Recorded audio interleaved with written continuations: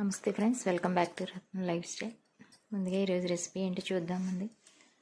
తెలాపిండి మునగాకు కర్రీ ఎలా చేయాలో చూద్దాం.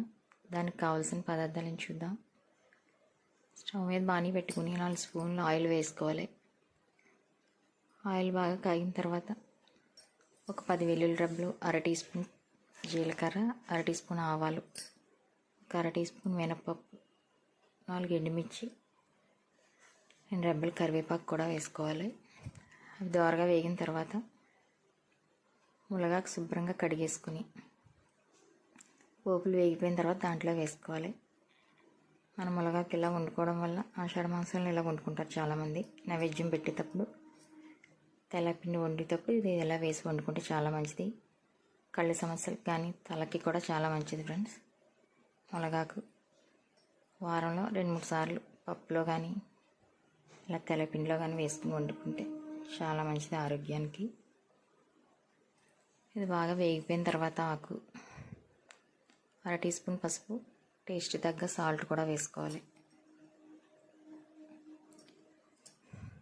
మునగాకు బాగా వేగిపోయి పచ్చివాసన పోయేదాకా వేయించుకుని తర్వాత మనం తెల్లపిండి ఉడకనందుకు సరిపడ్డ వాటర్ పోసుకోవాలి. మేమైతే నైవేద్యం పెట్టుకోవడానికి ఇలా వండుకుంటాం అన్నమాట. ఆషాఢ మాసంలో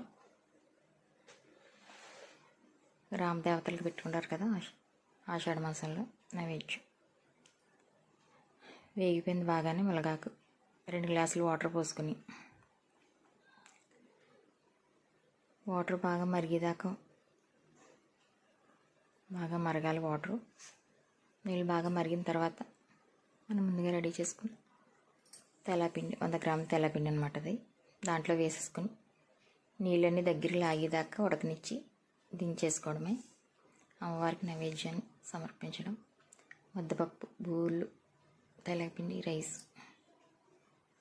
ఇవన్నీ పెట్టుకుని మేమైతే ఇలా పెట్టుకుంటాం ఫ్రెండ్స్.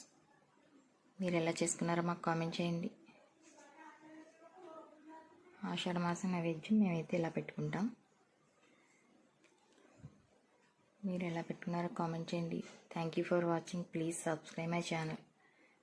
మా ఛానల్ ఇంకా ఎవరైనా సబ్స్క్రైబ్ చేసుకోకపోతే చేసుకుని లైక్ చేసి మీ friends and family members share చేయండి ఫ్రెండ్స్.